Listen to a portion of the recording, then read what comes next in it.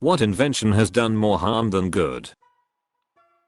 Those plastic containers that are like crimp plastic stitch welded around the entire edge, and it's super thick plastic that will slice your shit open, especially when your new scissors are inside them. I gave my little sister a Christmas present wrapped in about 150 cable ties once. It contained wire cutters.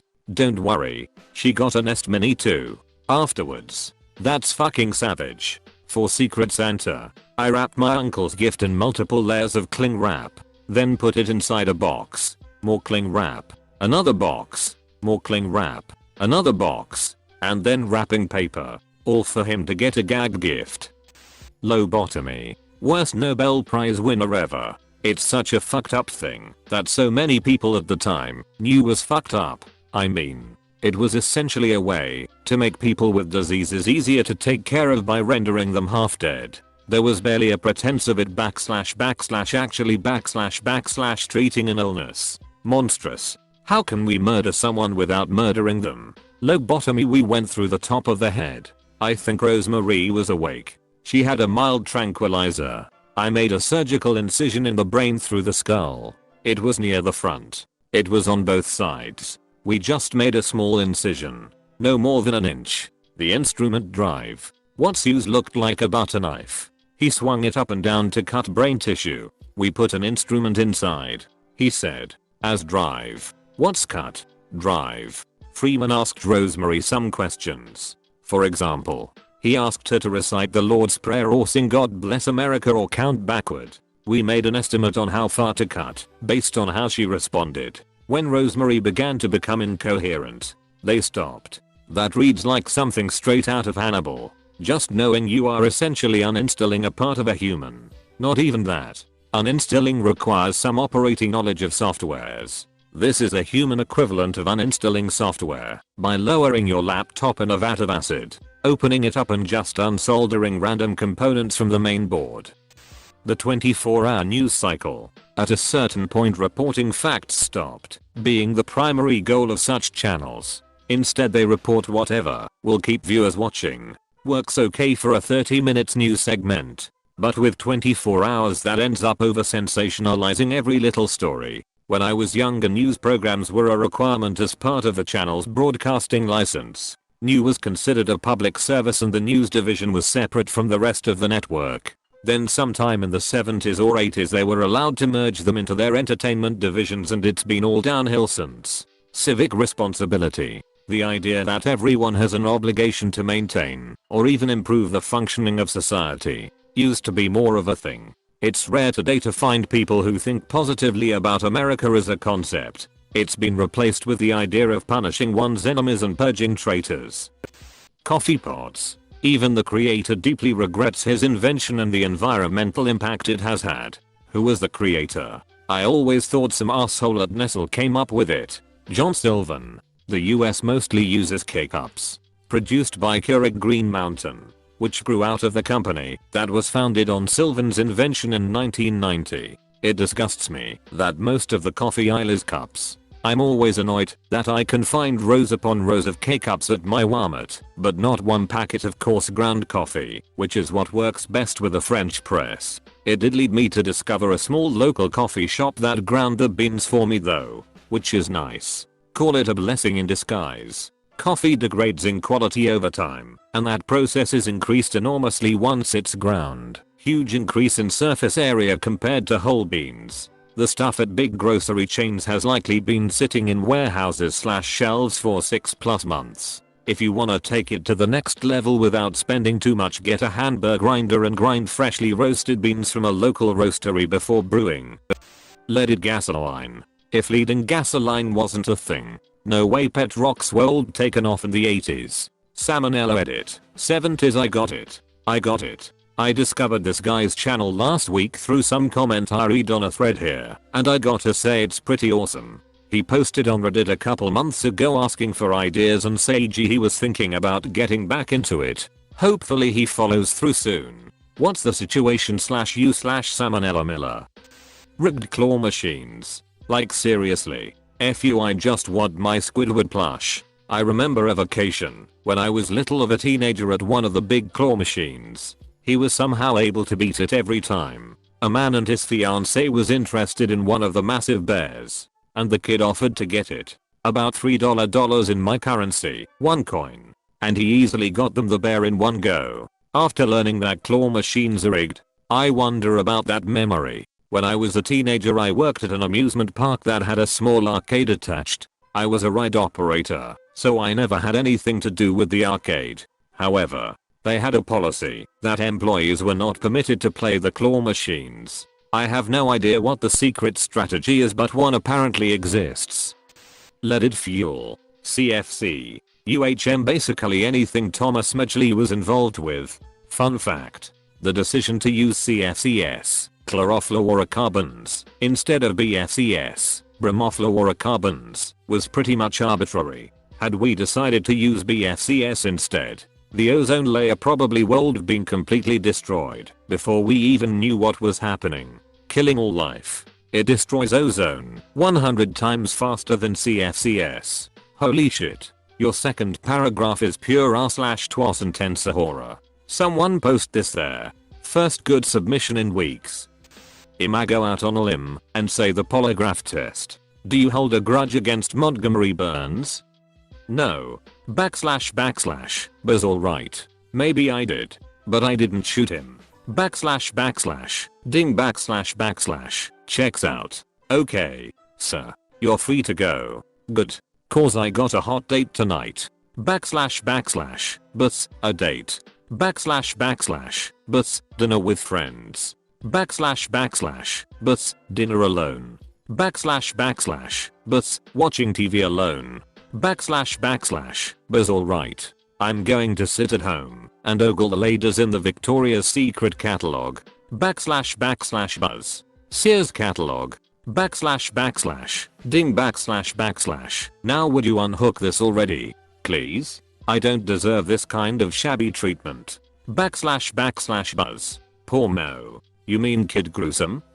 Pop-up ads. Think of all the malware and viruses that people have fallen victim to because of pop-up ads. Plus they are just annoying. Even the inventor of them apologized for creating them. I got quite a few pop-up ads on that article. I thought you were kidding. Lol, I wouldn't have clicked on the link to begin with, but you made me curious.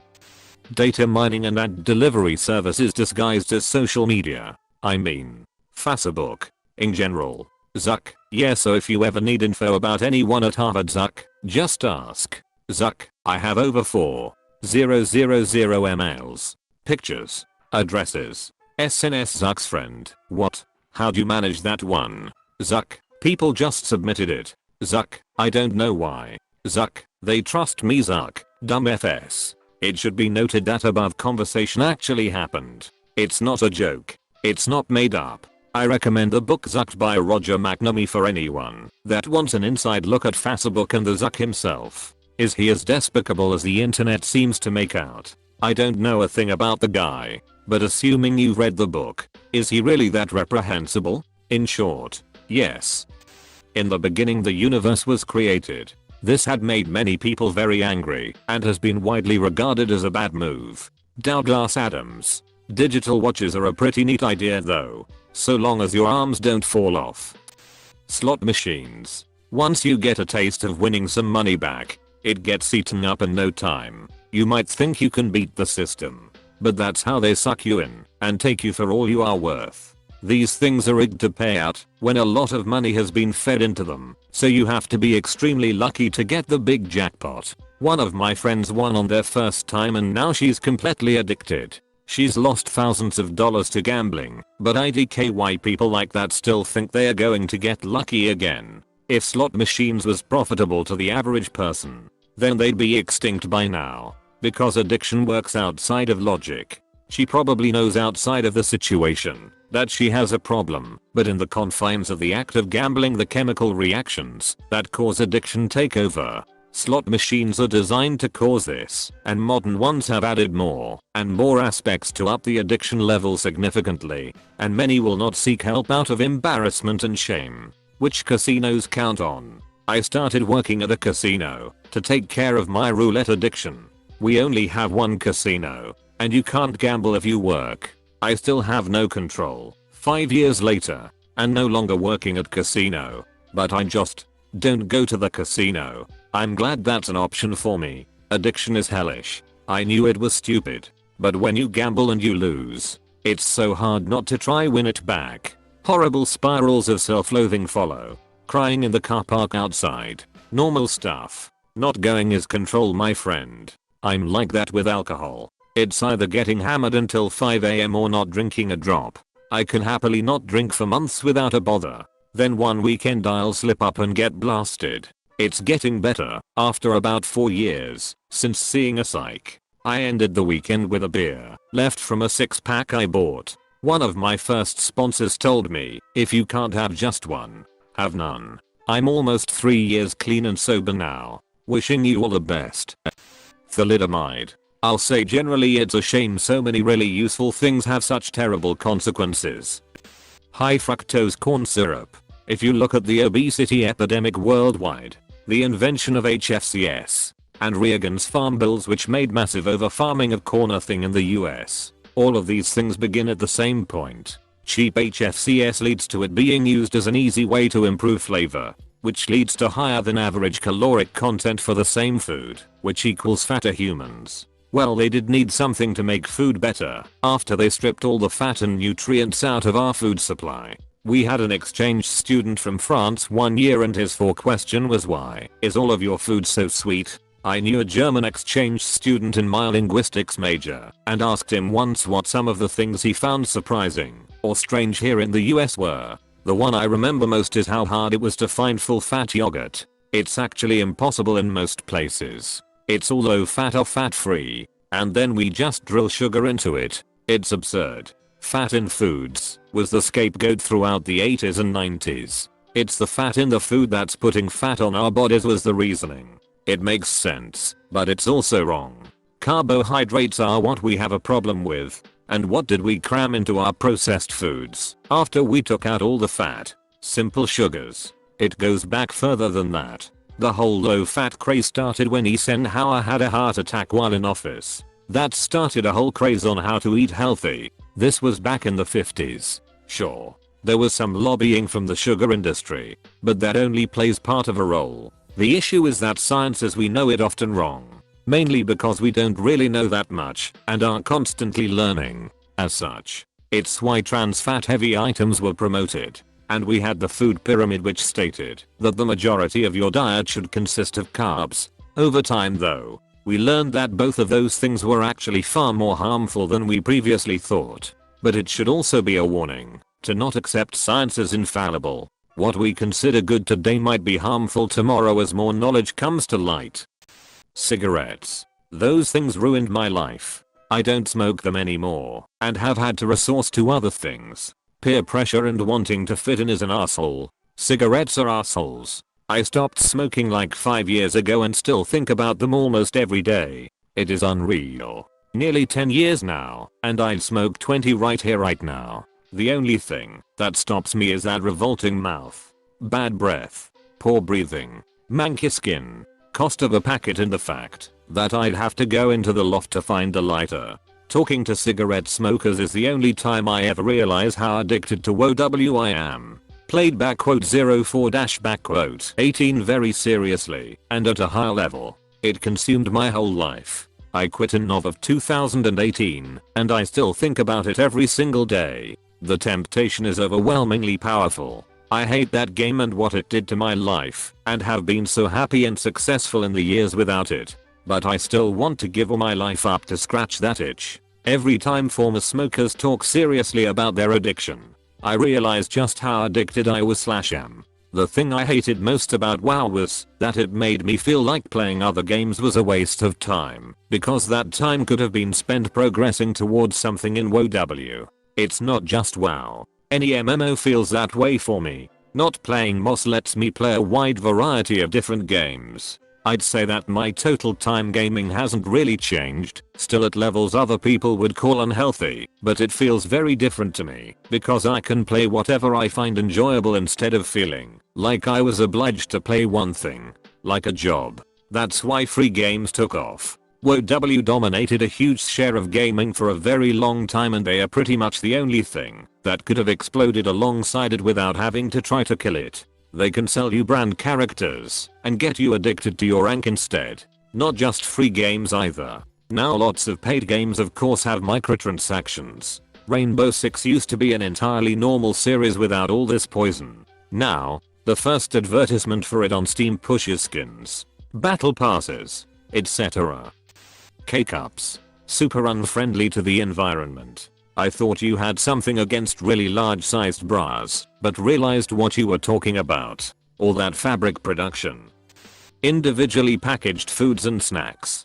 I work at a grocery store and it's abhorrent to me how much crap there is, and how well it sells. I mean, Christ. Yesterday I stocked Nutella to go packs that are Nutella with pretzel sticks. They are tiny and come in small plastic tubs. Or those large bags of Reese's cups that come individually wrapped. Or these ridiculous 1-ounce bags of freeze-dried fruit that we sell, which are absurdly popular. Especially for how relatively expensive they are at $3 a bag. I get that plastic itself isn't bad, but this is egregious to me. Especially with how much my generation, I'm 34, has had overuse of landfills drilled into our skulls. It's not a good thing in America, but I was blown away with how bad it is in like Japan. They package, repackage, and triple package so many of their little snacks and things. It seems like every good over there makes twice as much plastic waste as anywhere else. Yeah, I've noticed that too.